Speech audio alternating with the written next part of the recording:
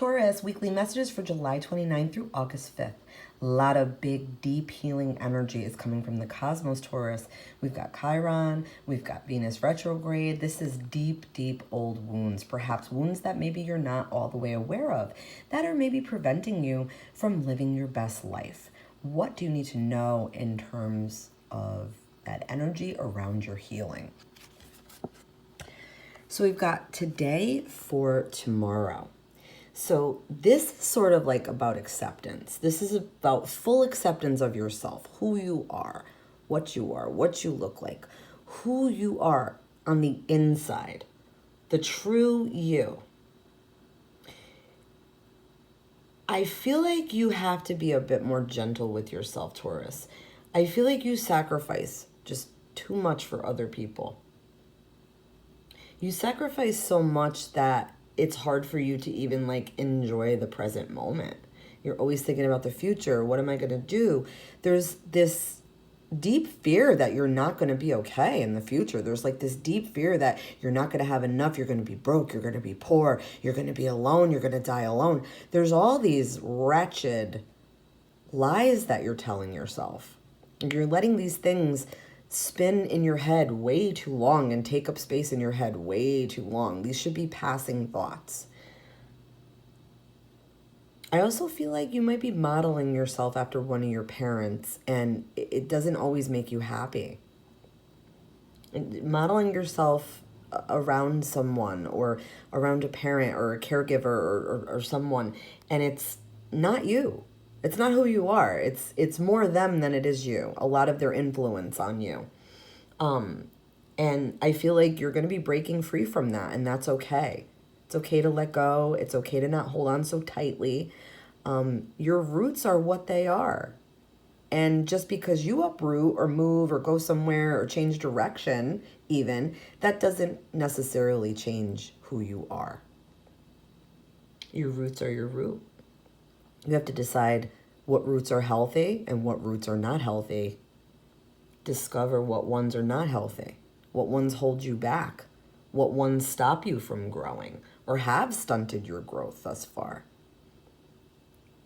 There could be guilt.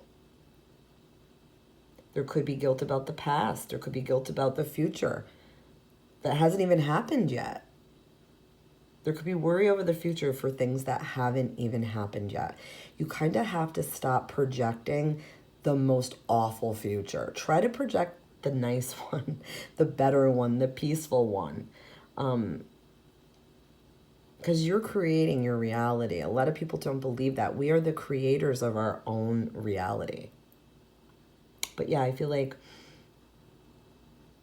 you're living in regret a bit. You know, you're needing to live in the now more. You might think you are and you might feel it, but there's something that you're not. There's like a small part of you from the past that hasn't fully grown.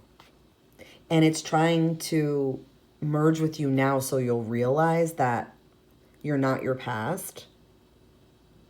I feel like there's a lot of things you can't make up your mind. You're thinking too much. You got to get out of your own head. You're trapping yourself there. You're trapping yourself. That's a wound. When you want to take a chance, this is where you go. You trap yourself. When you want to do something different, this is where you go. You trap yourself. When you want to take a chance on a relationship, there you go. You trap yourself. I want to move, trap yourself. I want to try a new job, trap yourself. You have to break this cycle. Somehow you have to try to break this cycle and accept what is. Accept people for who they are and what they are. Accept situations for what they are and get out of your own head. You're like it's like you worry no matter what. You're not meant to do that. It projects and creates negative situations, negative people, and more negative times. What else do you need to know here? Oh, we've got learn from karma. So I feel like your current experience, all the people around you, whatever you're going through that you feel is very negative is from the past. It's from past life. This could be past life karma. These people that are in your life now that like kind of cause you grief and, you know, hurt you, upset you, aggravate you, they call you out, they you know, rip the mask down, they go to your core, they attack you.